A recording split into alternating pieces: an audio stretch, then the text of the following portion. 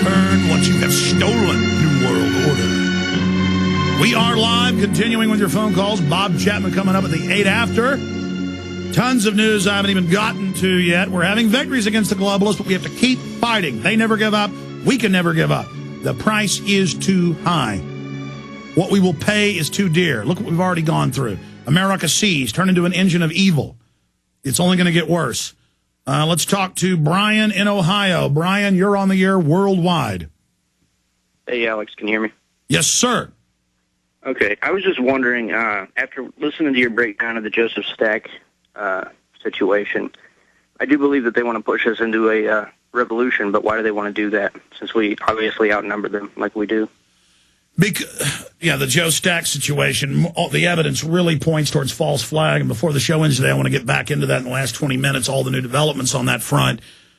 Because they can look that peacefully we're beating them on every front. The flu, the health care, the carbon taxes. And as long as it's peaceful, they're going to end up losing because they're so unelected, so criminal, so ridiculously corrupt.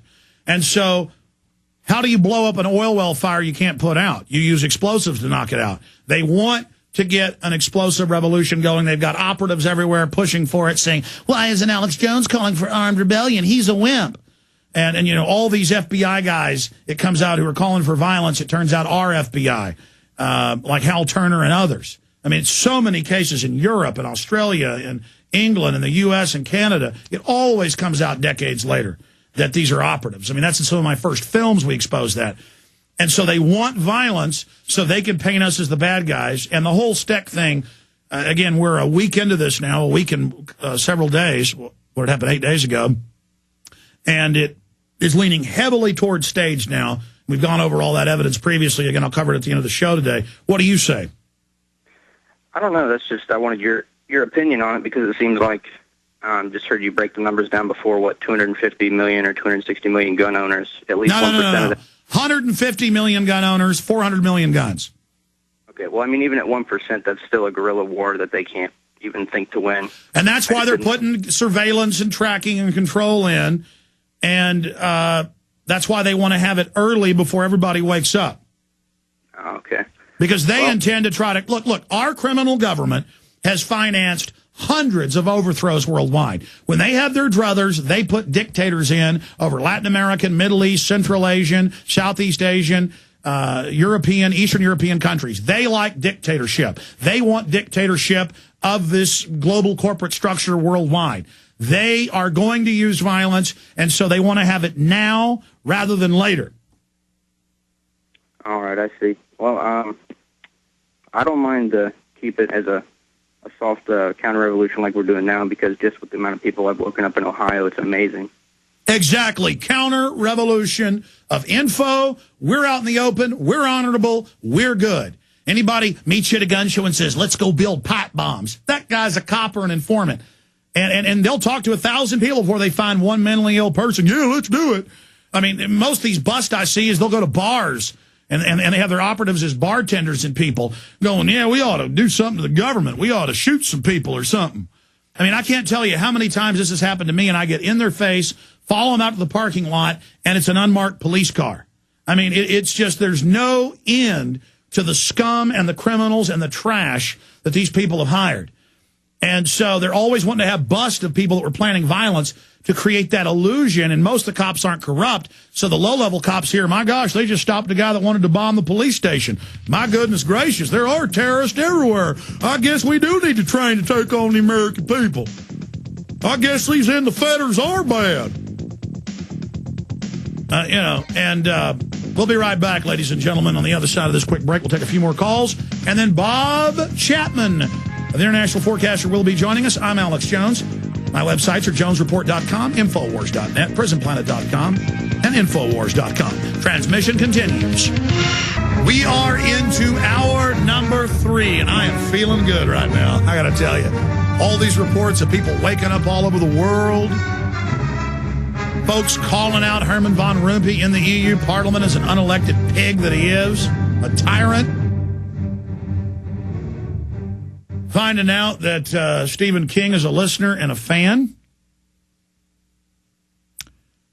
And we're going to have exclusive spoken word, first time you'll ever hear it in the world, with Shooter Jennings' new album on Monday with Stephen King. You're going to hear that on this show. We might even get Stephen King. Shooter sent me the new thing 2 weeks ago. I wanted to premiere it here. He's a big musician. He plays to crowds like 20,000. Waylon Jennings' son, Shooter Jennings, and he said, he was calling Rob Dewey. He says, Alex heard it. And I was like, oh, I forgot. It was his great album. Sounds like it's amazing. And I'm like, dude, you didn't tell me this Stephen King does spoken word for this whole thing. It's 14 tracks with like 2-minute clips of Stephen King talking about the New World Order. And I called Jennings up and he goes, yeah, that's why I wanted you to hear it. King's a fan of mine. And I said, is he like me? He goes, yeah, he's been into this forever. No, he listens to the show. Blow me away. So King's very, very busy and very, very private, but get him on the show. I mean, but wait, this spoken word is him on the show. I mean, this is going to be premiered here next Monday. My problem is there's 14 clips, and we've got the head guy for Black Genocide who exposes how there's more black people aborted every year in the U.S. than there are born. We've got him coming on, but he's on the hour before Shooter's on. Have we called the Black Genocide guy to get him to come on at 12:30 instead of 1, so I have an hour and a half with Shooter? So, because it's like a 14-track thing, so I can play the whole thing. I mean, if I want. And when I got that news, I'm like, my gosh, I mean, you're going to get to hear Stephen King go off on the New World Order. I mean, this is just, I'm like a kid in a candy shop here. I mean, I really am. And then we got the email, and we called, and it's confirmed, big Hollywood star, total anti-New World Order, wants to hook up with me at South by Southwest, and we'll probably get him on the show.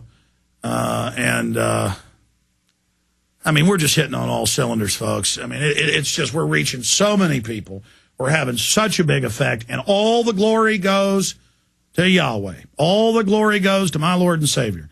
Whatever name you call him, Jesus Christ, Yahweh, Jehovah, we know who we're talking about, the God of life, the God of wholesomeness, the God of honor and creation and beauty and innocence. And I am just so filled with